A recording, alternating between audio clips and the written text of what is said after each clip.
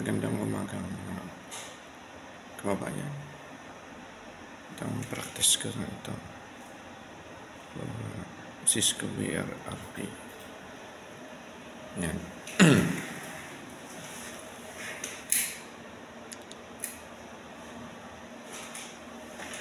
Ito yung ginamit natin na router. Cisco 800. Then distribution sheet 1 and 2. Then switch 1.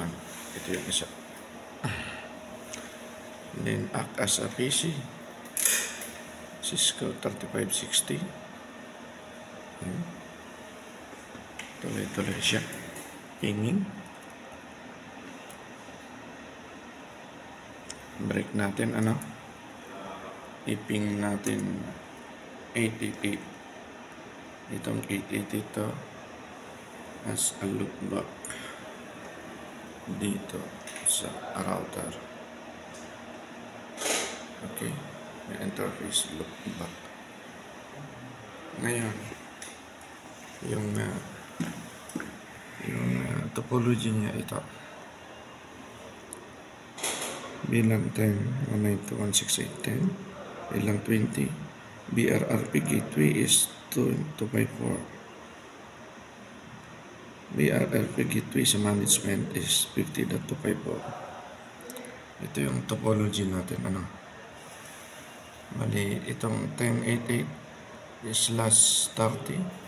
Ito yung .1, .2, 10199.1, 109.2, MLS2, MLS1, then switch 1. Ito yung PC1. Then connected to internet.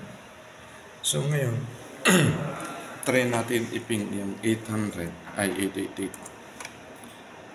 So okay. So naka-console tayo dito sa 3560 Catalyst. Act as a PC through via DHCP. Ngayon, itong D1, distribution 1, which is BRRP redundancy, ito yung act as a server gateway. Okay, ang DHCP nito. So bali siya ang primary, then itong isa is secondary. Ngayon i-off natin ito. Okay, dapat yung packet na itong 888 tuloy-tuloy pa rin siya kasi itong number to ang mag-overtake. MLS develop. Tuloy-tuloy pa siya makipag-communicate. Okay, i-off natin yung itong switch na ito. 1. Ito yung power. Then nakita natin. So nag-off siya. Yung ping. Wala siya. Ngayon, tingnan nyo. Ilang drop lang, then nagtuloy-tuloy yung paring ang ping. Yung distribution MLS2, siya ang nag-up as a server in DHCP.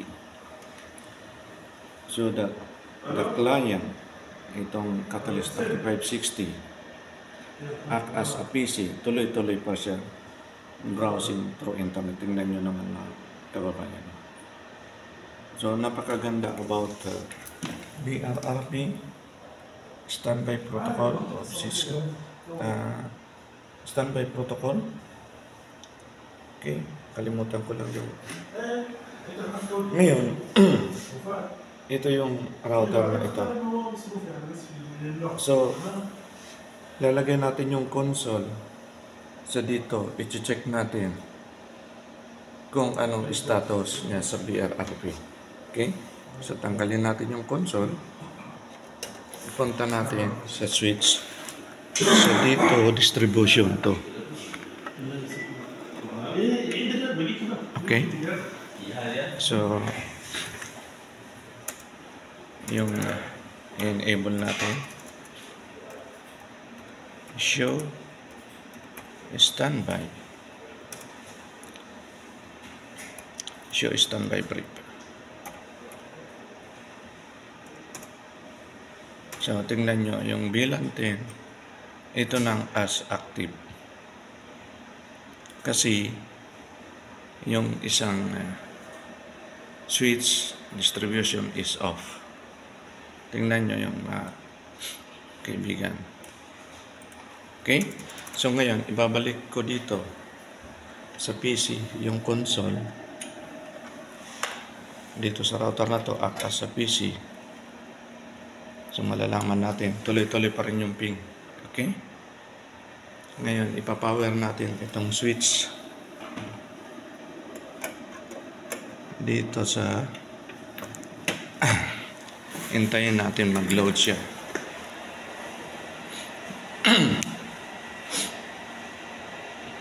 Ayan, loading lang. Matagal-tagal lang ang pag-on ng switch na ito. 4 to 5 minutes ata. So, hintayin natin. Ayan, pingin siya. So, tingnan natin na nag-take over yung distribution switch 1.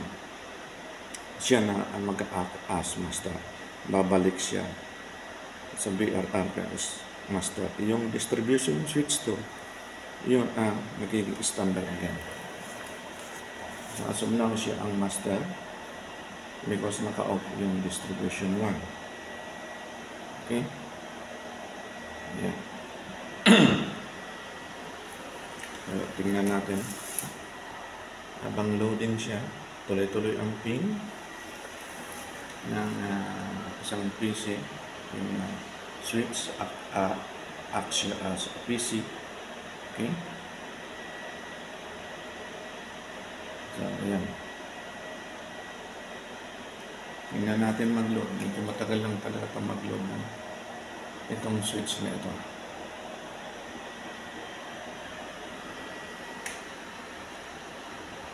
So, okay. Hindi natin ikakat para makita nyo kung ano nangyayari. So, ito yung topology natin.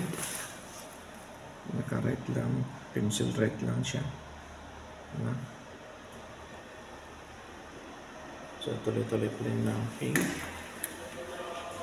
Ngayon, pag nag-overtake na ito ulit through preamp, itong distribution 1, pag nag-on na siya, magkakat yung ping niya.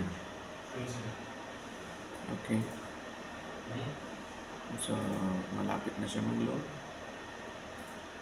Just wait, mga kapatid. So, itutok natin ang pin sa PC. Then, habang yung switch distribution 1, we will wait for the booting procedure and loading lang po kasi. So, malapit na siya mag-load. Okay. Tingnan niyo.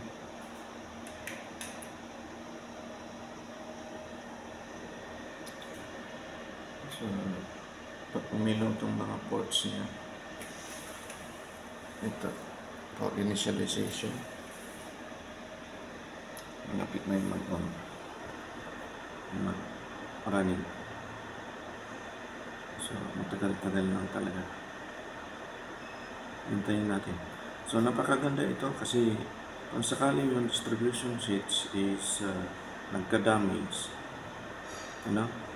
Yung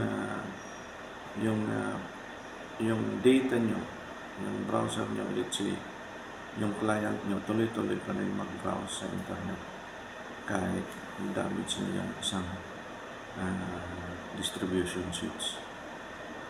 So, okay, matagal lang siya. Tingnan natin. Yan, initialize na. Tingnan niyo mga kababayan. Nag-drop siya. Kasi nag-on na yung distribution switch. The master, so ito i-take over niya itong maging master ulit siya. So yung distribution switch 2, bali na sense na naka-on na yung master, so ang trans sa tawag dito i-overtake ulit ng distribution switch 1. So, U, tawag siya, unreachable na siya. Kasi, naka-on na itong switch na isa. So, hintayin natin mag-load yung operating system. Then, standby, preamp. Ayan, mga kapatid, tuloy-tuloy na ulit. Yung, tingnan nyo, konti lang yung packet loss niya. Tuloy-tuloy na yung internet ng computer. So, napakaganda about redundancy. VRRP, standby at standby protocol of Cisco. Okay? So, hanggang dito na lang muna ang ating lab about sa VRRP. Napakaganda. So, thank you ulit.